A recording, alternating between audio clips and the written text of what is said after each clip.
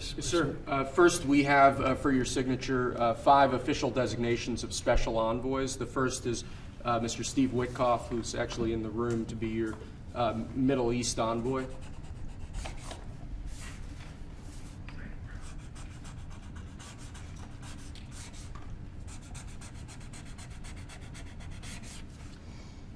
Where is Steve? Steve Witkoff, everybody. Done a great job in the Middle East. Really great. But we'll see how it all turns out. It's complex, but I think he's going to do very well.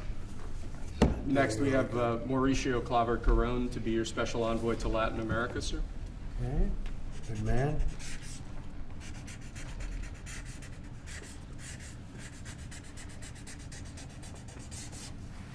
Okay. Thank you, sir.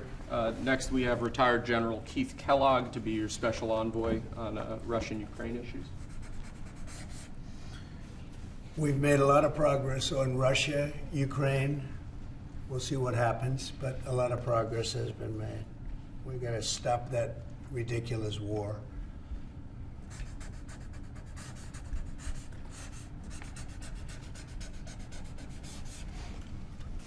Okay. Thank you, sir. Next, we have designation of Rick Grinnell, to be your envoy for special missions. I sent him to California to turn on the water. We turned it on. It was not easy because we had to go through a lot of environmentalists that are causing a lot of problems. And we have billions of gallons of water. It was on 3 days ago. You probably saw. It should have gotten a lot of press, but it didn't get much. All we're doing is giving Los Angeles and the entire state of California virtually unlimited water, which they could have done 5 years ago, which I told them they should do, but the environmentalists stopped them. And we opened it, and we did it regardless of the state. And now the state seems to be very happy. I spoke with Gavin Newsom, and he's very happy. I almost called him by the other name, didn't I?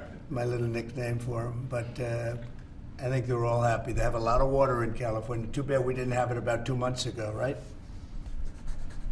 Mr. President, That was, by the way, that was a big move. We have, I don't know if you saw the pictures that were released of the water pouring down from the Pacific Northwest and Canada and lots of other places. And it's a pretty amazing sight. Mr. President, Rick Grinnell had a big Friday trip as well. He had a very big Friday trip. You're right. We'll talk about that. He's a good man, Rick. Lastly, sir, we have a designation of Mark Burnett as your special envoy to the United Kingdom. You know who Mark Burnett is? I figure he should be good. He certainly done a great job. A friend of mine and very talented guy. We have very talented people working for us. I'll hold that one up because Mark gets so much television. We'll hold it up, right? He'll be thrilled to see it. He's going to do a good job. Thank you, sir. Next, your administration has smashed records for appointing large numbers of highly qualified, capable people at all levels of the federal government.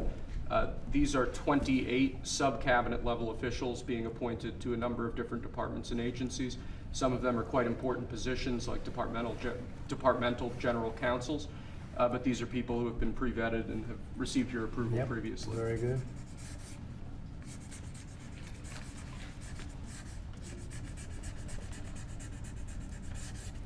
Okay. Thank you, sir. Next, this is an executive order. This charges your Secretary of the Treasury, Scott Bessent, and your Secretary of Commerce, Howard Lutnick, to begin a process that will hopefully result in the creation of an American sovereign wealth fund. It's a very exciting event. We're going to have a sovereign wealth fund, which we've never had. We have a lot of things that create wealth, and you're seeing that over the last 2 weeks. I think we've created more wealth. Other people have created de-wealth, the people, my predecessors. We're creating a lot of wealth. Scott, maybe you'd like to say something about it, and I'd ask also Howard to say something about it. Yes, sir. This is very exciting. We're going to stand this thing up within the next 12 months. We're going to monetize the asset side of the U.S. balance sheet for the American people. We're going to put the assets to work And I think it's going to be very exciting. We're going to study best practices as done around the world. It'll be a combination of liquid assets, assets that we have in this country as we work to bring them out for the American people. The extraordinary size and scale of the U.S. government and the business it does with companies should create value for American citizens. If we are going to buy 2 billion COVID vaccines, maybe we should have some warrants and some equity in these companies and have that grow for the help of the American people. So I bring all these things together. I think Scott and I will create an amazing sovereign wealth fund for you, sir. So other countries have sovereign wealth funds, and they're much smaller countries, and they're not the United States. We have tremendous potential in this country, tremendous. You're seeing that, what's happened just in a short period of time. And as an example, TikTok, we're going to be doing something perhaps with TikTok, and perhaps not. If we make the right deal, we'll do it, otherwise we won't. But I have the right to do that, and we might put that in the sovereign wealth fund, whatever we make, or if we do a partnership with very wealthy people, a lot of options, but we could put that as an example in the fund, and we have a lot of other things that we could put in the fund. And I think in a short period of time, we'd have one of the biggest funds, and you know, some of them are pretty large, I must tell you. Some of like the Saudi Arabia fund is on the large side, but eventually we'll catch it. But we're going to create a lot of wealth for the fund, and I think it's about time that this country had a sovereign wealth fund, and these two gentlemen and some others are going to work with them very closely, and they'll be heading it up, and they're going to do a great job. Two highly respected people that have done unbelievably well in the world, in the real world. So that's a big deal, huh? Yes, sir. I think it's going to create value and be of great strategic importance. Mr. President, why is it important for Elon Musk to have access to the payment systems at Treasury? Well, he's got access only to letting people go that he thinks are no good if we agree with him, and it's only if we agree with him. He's a very talented guy from the standpoint of management and costs, and we put him in charge of seeing what he can do with certain groups and certain numbers. Some of the numbers are horrible, what he's found. $100 million on condoms to Hamas, and many other things that are frankly even more ridiculous. And they're finding tremendous waste, really waste more than anything else, I think you could say. Probably fraud and abuse could be added to it, the more standard waste, fraud, and abuse. But they're finding tremendous amounts of really bad things, bad spending. You've been writing about some of it, frankly, and some of the things that they've been doing is just terrible. Elon can't do and won't do anything without our approval, and we'll give him the approval where appropriate. Where not appropriate, we won't. But he reports in, and it's something that he feels very strongly about, and I'm impressed because he's running, obviously, a big company. It has nothing to do, if there's a conflict, that we won't let him get near it. But he does have a good natural instinct. He's got a team of very talented people. We're trying to shrink government, and he can probably shrink it as well as anybody else, if not better. Where we think there's a conflict or there's a problem, we won't let him go near it. But he has some very good ideas, and we have a lot of very other talented people also. We're bringing in the most talented people in the world. By the way, we just unrelated, but we have two of the most talented people in the world, the legendary Rupert Murdoch and Larry Ellison. So they are two legends in business, publishing, and probably every other. Rupert is Larry pretty much in a class by himself, right? I mean, although you may have a couple of bucks more, I don't know. But Rupert is in a class by himself. He's an amazing guy, and Larry is Larry. Larry's one of the most serious players anywhere in the world. So it's an honor to have you. This has nothing to do with you people, but they're here, and I thought it would be appropriate. I'm sure you didn't recognize them. They're all going crazy. They say, "What are they doing here?" Thank you, sir. Mr. President, on the tariffs, is there any chance that Canada or China could also get out of the tariffs after you struck a deal with Mexico? Well, nobody's out. with Mexico. We had a great talk with Mexico, and we had President Sheinbaum is a woman. I like her very much. We've had good relationships, but we have to stop fentanyl from coming in, whether I like somebody or not, and we have to stop the illegal aliens from coming in. I think we've lost 200,000 people on average a year for many years, much higher than the 100,000. Could be even closer to 300,000. And they've agreed to put in 10,000 soldiers permanently, like forever, 10,000 soldiers at their side of the border and stop fentanyl and illegal aliens from coming into our country. They have a big incentive to do. Other than that, we've agreed to talk and consider various other things. We haven't agreed on tariffs yet, and maybe we will, maybe we won't. But we have a very good relationship. I also spoke with Prime Minister Trudeau of Canada, and we had a good talk in the morning, but I did ask him a couple of questions, like, banks aren't allowed to do business in Canada. Canada is very tough. Canada is very, we're not treated well by Canada, and we have to be treated well. Banks are not, as an example, allowed. Did you know that American banks are not allowed to do business in Canada? Can you believe that? And that's one of many things, and we talked about it, and I think we'll win most of the subjects.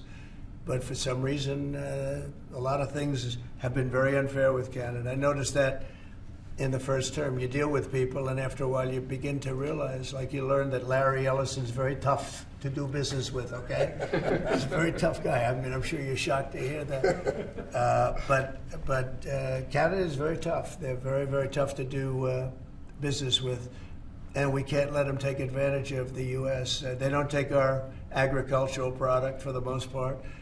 They don't take our cars. They make cars, but they basically don't take our cars. And, we don't need, and look, I think we're going to have another good conversation today. We're actually speaking at 3 o'clock again. But we don't need them to make our cars. We don't need them to give us lumber. We don't need them for agricultural products because we have all the agriculture we need. They don't take our agricultural product for the most part, our milk and dairy, etc. A little bit they do, but not much. We take theirs. And as far as cars are concerned, they took in a big percentage, almost 19% of the market. And, I wouldn't mind making our cars in the United States, so we have a problem there. I'd like to make our cars in the U.S. We don't need Canada to make our cars. With that being said, we're going to have another call at 3 o'clock. We had a call this morning. It was a pretty good call, I'd say. So the call with Mexico went very well in the sense that they're very strong now on the border. They're going to put soldiers there. So, actually, they're best military soldiers, and they're going to be at the border, 10,000. That's a lot of soldiers, and they want to protect it also. They don't want people running through Mexico, coming through Mexico to come into our country. So they're going to do that, and then we're going to talk about other things over the next 30 days. We're going to have Scott, Howard, and Marco Rubio, Secretary of State, lead the delegation, and we're going to have a big negotiation with Mexico. I'll be involved too, and President Sheinbaum will be involved to see whether or not we can work something out on the tariffs. What about China, sir? China will be speaking to China probably over the next 24 hours. On fentanyl and China, President Trump. We don't want fentanyl coming into our country. Now, we had another big thing, speaking of China. China's involved with the Panama Canal. They won't be for long, and that's the way it has to be. Marco just got back, as you know. He's in the process of coming back. I guess he's almost back by now. And he had a very long conversation with the leader of Panama, the respected man, and some others, the entire leadership group. And we're trying to work a deal on the Panama Canal. The Panama Canal was given foolishly years ago it shouldn't have been happened, years ago to Panama, like Jimmy Carter and the group. We lost 38,000 people building the Panama Canal, like one of the great wonders of the world. It's the biggest job we've ever built, the biggest project we've ever built in this country, dollar-wise and every other way. 38,000 people died, Americans, all men, just about, laborers and construction people. They went to Panama. The mosquito got them. Between mosquito and snakes, we lost 38,000 people. It was the most expensive project ever built by the United States. The biggest, most expensive project we ever built 110 years ago. If you bring it up to now, it would have been the equivalent of $2 trillion. The most expensive we ever built, and we gave it away for $1, okay? We gave it away essentially for nothing. And we either want it back, or we're going to get something very strong, or we're going to take it back. And China will be dealt with. And we didn't give that to China. We gave it to Panama. We shouldn't have given it to Panama. But Panama, as you know, has violated the agreement, totally violated the agreement. So that's in the process right now. But they did have a very good meeting with the head of Panama. In addition to tariffs on China, could you say your current thinking about whether China should be forced to pay reparations both for fentanyl deaths and the million COVID No, I haven't talked about that, but they do have tariffs. Honestly, nobody, the amount of money that was lost and most importantly, the lives lost because of COVID is not something that anybody could ever even imagine. It's probably $60 trillion, and all the countries in the world don't have $60 trillion. The amount of death and the amount of destruction and the amount of money lost is probably $60 trillion. I had it figured by people about 3 months ago. It figured out. Nobody knows what the real number is, but it's almost an infinite number. The damage done, but I have not discussed that. What I have discussed is we'll have some good meetings with China. We have meetings planned, and we'll see what happens. But that was just an opening salvo. If we can't make a deal with China, then the tariffs will be very, very substantial. Okay, I'm going to sign this one. Sir, this is, you've obviously made making America healthy again a key priority of this administration. A key component of that is obviously heart health. This is a ceremonial proclamation declaring the month of February to be National Heart Month. Okay. I hear we're doing very well with nominations. We'll see, but it looks like we're doing very well with nominations. Mr. President, have you been involved with calling senators who had some concerns about Tulsi Gabbard or Yes. RFK? Yeah, I've gotten great response. And they want to do what's right, and we've had a good response. I think we'll do well. We have great people like this.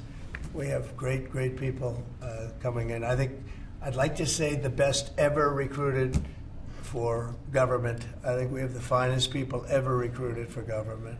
Will it take an act of Congress? And you know what? You're starting to see that because we've done more in 2 weeks than Biden's done in 5 years, 6 years. They could be here between him and Obama. You add it up, okay? We've done more in 2 weeks than they've done in 12 years. Will it take an act of Congress to do away with USAID, or do you believe you have? I don't know. I don't think so. Not when it comes to fraud. If there's fraud, these people are lunatics. And if it comes to fraud, you wouldn't have an act of Congress. And I'm not sure that you would anyway. But we just want to do the right thing.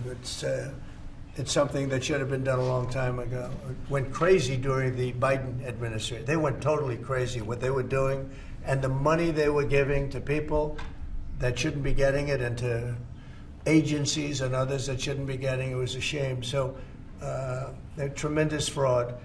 But we'll be doing a report. We'll be giving you that report at the appropriate time. You know, in the first term, though, USAID was something that you liked in some respects. I love the concept of it. Had some programs. Sure. I love the concept, but they turn out to be radical left lunatics. And the concept of it is good, but it's all about the people. Mr. President, you said you also want to impose tariffs on the EU. What kind of tariffs are you thinking about? Well, we have massive deficits with the European Union, massive, like $350 billion, if you can believe it. They don't take our farm product. They don't take our cars. They don't take almost anything, but we take their cars. We have millions of cars coming in, BMW and Mercedes-Benz and Volkswagen and just so many different cars, and we don't do anything about that. And we don't charge them tariffs. They make it impossible to sell cars in the European Union. They make it very difficult, agricultural product. They actually don't take it, and they have a lot of excuses. Some of them are the pesticides and the different chemicals used, and Bobby Kennedy actually is looking at that very, very seriously, because maybe it's not necessary to use all of that. You know, we want to be the healthiest country, and we're not. We spend more money on food than anybody else in terms of its creation, but we're not the healthiest country. So maybe there is something to the fact that we shouldn't be using so much chemical, and maybe that'll stop. But Bobby Kennedy is the one, because he is not a believer in all of the things we have done, and neither are the Europeans. So we'll see what happens. But they use it as an excuse not to buy our product. And I asked a couple of the leaders, I don't want to use names, but how many Chevrolets or Fords do you see in the middle of Munich? And the answer is none, because they don't take any cars. They don't take anything. So the European has abused the United States for years, and they can't do that. And they want to make a deal. Let me tell you, in all cases, they all want to make deals. There's nobody that doesn't want to make deals. They've been abusers, and they want to make deals. So we'll see about that. But we'll have, I think, some very fair. All we want is a fair deal. And you know, there's a word, reciprocal. I'd go right now, reciprocal tariffs on everybody, because many of the countries that you feel so horrible about, the way they're being treated by Trump, you're saying, oh, President Trump is so terrible to them. Well, they charge us tariffs. European Union has a VAT tax, which is through the roof, okay? It's a similar thing, similar to a tariff. It's a VAT. And they have it, and it's numbers like you wouldn't believe. And Canada, I told you about the banks, and I told you they charge us. And people don't say that. They don't like to say it. Just like they don't like to say that I opened up the water for California. It's a great thing. It's too bad they didn't do it themselves. I had to do it, and it was not easy. We did it a very rough way. And I didn't like to do it a rough way. We shouldn't have to do it a rough way. But a lot of these countries that we're talking about, you know, they're so-called allies, but they don't treat us well. And just like I got $420 billion, and now it's actually over $600 billion. The Secretary General of NATO came in 2 weeks ago, and he said it was a miracle when Trump came in, when President Trump came into NATO. He said it was $636 billion by saying to them, no, you have to pay. And if you don't pay, we're not going to be there for you. You know, somebody has to say it, and they paid. And it was a large amount of money. And one of the problems we have with the Russia-Ukraine situation is that we wanted to see some equalization, because we're in for close to $300 billion, and they're in for $200 billion less. Why are they in for less? Because Biden never asked them for money. He never said, you got to pay. He never did. All he did is hand out money. So we're talking with them right now, and we're actually working some deals right now. So we have some guarantees and some other things to keep that whole situation to go, really going. I mean, going. We're telling Ukraine they have very valuable rare earth. We want what we put up to go in terms of a guarantee. We want a guarantee. We're handing them money hand over fist. We're giving them equipment. European is not keeping up with us. They should equalize. And look, we have an ocean in between. They don't. It's more important for them than it is for us. But they're way below us in terms of money. And they should be paying at least equal. They should really be paying much more than us. But let's say equal to us. And they're billions and billions of dollars below. So we're looking to do a deal with Ukraine where they're going to secure what we're giving them with their rare earth and other things. In terms of the deal with Mexico this morning, was that partially related to the market reaction and the criticism from Mr. Murdoch's own newspaper? He called it the dumbest trade war on the editorial page on Saturday. I'm going to have to talk to him. Market reaction or concern about, I've been right over the Wall Street Journal many times, I will tell you that. I don't agree with him on some things. No, it's not only is it not dumb, you're going to see. Every single one of those countries is dying to make a deal. You know why? Because they're ripping us off really badly. And the United States is tired of being just being ripped off. And that's why we have $36 trillion in debt. We have it for a reason, because we make bad deals with everybody. And we don't allow that anymore. So the Wall Street Journal is wrong, because very simply, every single country that you're writing about right now is dying to make a deal, because the deals they have right now are so good and so good for them and so profitable for them. You didn't know that Canada didn't allow our banks. You didn't know all of these different things. And I think in the end, you're going to see that either very, very substantial tariffs are going to be paid by them, or they're going to make some kind of a deal. Sir, Or did Mexican President Sheinbaum? Did what? Did you blink this morning? There was no blinking. No, she's a wonderful woman, but she did agree to 10,000 soldiers on the border. I would say that's a lot. Would you say that's pretty good? 10,000 soldiers on the border? Sir, And the 10,000 soldiers are going to keep illegal aliens out, and they're going to keep them out, seriously out, and otherwise they're going to have a big penalty. Mexico is going to be penalized. They're not going to come through Mexico anymore, and they're not going to let the fentanyl come in from China. And China hopefully is going to stop sending us fentanyl. And if they're not, the tariffs are going to go substantially higher. Sir, just to clarify, when you said about Ukraine earlier, the rare earths, is that something you want them to give the rare earths to the United States? Yeah. Okay. I want to have security of rare earth. We're putting in hundreds of billions of dollars. They have great rare earth, and I want security of the rare earth. And they're willing to do it.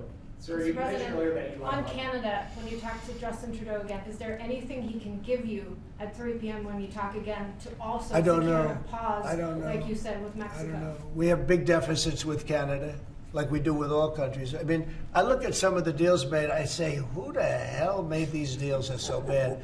But with Canada, I have a talk with him, and you maybe know or maybe not. We're going to meet again or talk again at 3 o'clock, Yeah.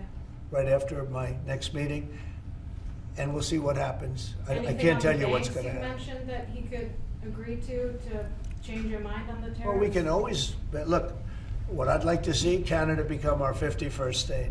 We give them protection, military protection. We don't need them to build our cars. I'd rather see Detroit or South Carolina or any one of our, Tennessee, any one of our states build the cars. They could do it very easily. We don't need them for the cars. We don't need them for lumber.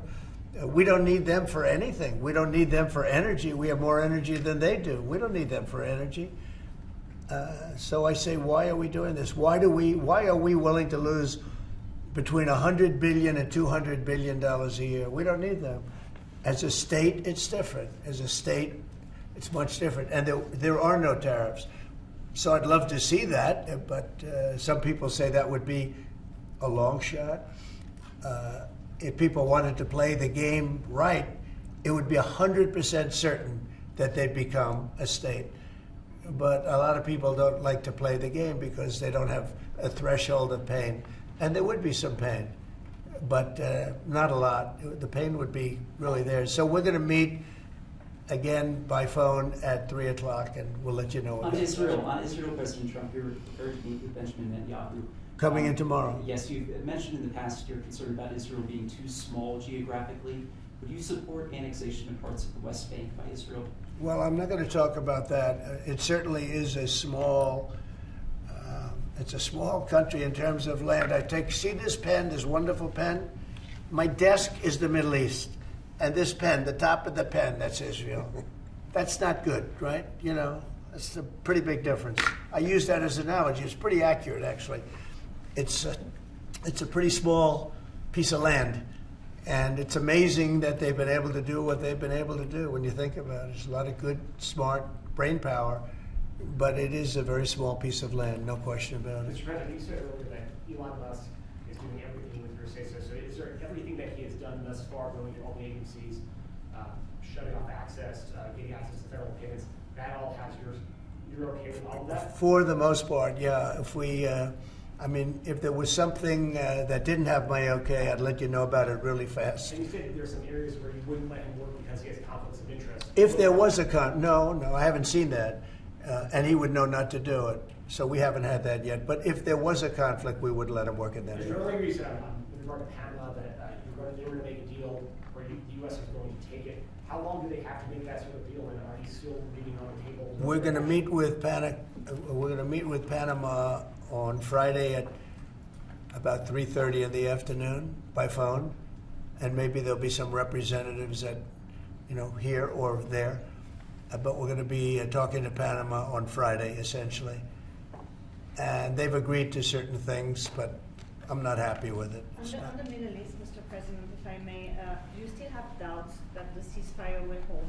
On what? On the Middle East, do you think the ceasefire will hold? I have no assurances that it'll hold. I mean, I've seen people brutalized. Nobody's ever seen anything like it. No, I have no guarantees that the peace is going to hold. Steve, you might want to say something about that. Steve Woodcock. It's holding so far. So, and we're certainly hopeful, and that's the president's direction. Get the hostages out and save lives and come to hopefully a peaceful settlement of it all. So far it's holding. Mr. President, on a different topic, questionnaires have been going out to FBI agents across the country who were involved potentially in the investigation. Do you believe anyone involved at any level should be fired, sir? Well, I think the FBI was a very corrupt institution, and I'm a victim of it in a true sense. I was able to beat it, but other people have been treated horribly. I think the FBI had a great reputation. I think its reputation was really damaged badly, as is DOJ. Now, look at what they've done in terms of weaponization. Look at what they've done to a political opponent. Probably got me elected by what they did. Or I think I was doing well anyway, but they might have got me elected. But you know what? We have to have pristine, beautiful, perfect law enforcement. And what we want to do, and Cash is the one to do it. He's the one guy that is going to do it. We have to bring the reputation of the FBI. We have to bring the fact of the FBI back to what it could be. Not even to what it was, even better than it ever was. Because who would have thought that the FBI could have been corrupted like they were corrupted? Who would have thought that would have happened? Who would have thought they would have been used to go after, political opponents, essentially, but me being the number one, and so many other things beyond that. And they've been hurt very badly, and we'll see what happens. But Cash is the one to do it, and I hear he's doing very well. Cash will straighten it out. We have great confidence that we can make the FBI great again. Tulsi Gabbard. Okay, one or two more, and we'll be Tulsi done. Gabbard's nomination is. Say it? Tulsi Gabbard. Yeah, for intelligence. I think Tulsi's going to be doing okay. I'm not sure. I can't guarantee anything, but she's liked by so many people, especially people in the military and law enforcement. She has a little bit of trouble with some senators over her thoughts on Edward Snowden. I know Snowden, you've mentioned in the past you're thinking about pardoning him. Are you still, and what do you think about that? No, I don't talk about it right now. I just, people feel very differently. Some people think he should be pardoned, and some people think it would be a terrible thing to do. But I don't get involved in that. Mr. President, what are you discussing with Mr. Murdoch and Mr. Ellison? Just respect. I have great respect for Rupert Murdoch. I disagree with him a lot of times with the Wall Street Journal, but that's all right. We've disagreed before, and I'm sure they didn't have any idea what they were talking about, because already you see what's happening. Look at Colombia. Look at what happened with that. Everybody said that with Colombia it was going to be a disaster. In 1 hour, everything was settled. You know why? Tariffs. Without tariffs, they wouldn't have been the same way. They would not have treated me the way they treated me, which was extremely nicely. And I don't want to use countries, I don't want to use names, but tariffs are very powerful, both economically and in getting everything else you want. Tariffs for us, nobody can compete with us because we're the pot of gold. But if we don't keep winning and keep doing well, we won't be the pot of gold, and then tariffs won't be so good for us. But when you're the pot of gold, the tariffs are very good. They're very powerful, and they're going to make our country very rich again. Thank you very much, everybody. Thank you, guys. Thank you, guys. Let's go. I don't know. Thank you, guys. Let's go. How is the market doing? Hey, guys. Thank you, guys. Thank you, guys. Let's go. Is it? I don't know. I don't think about it. Thank you. Thank you, guys. Thank you, Mr. President. Thank you very much.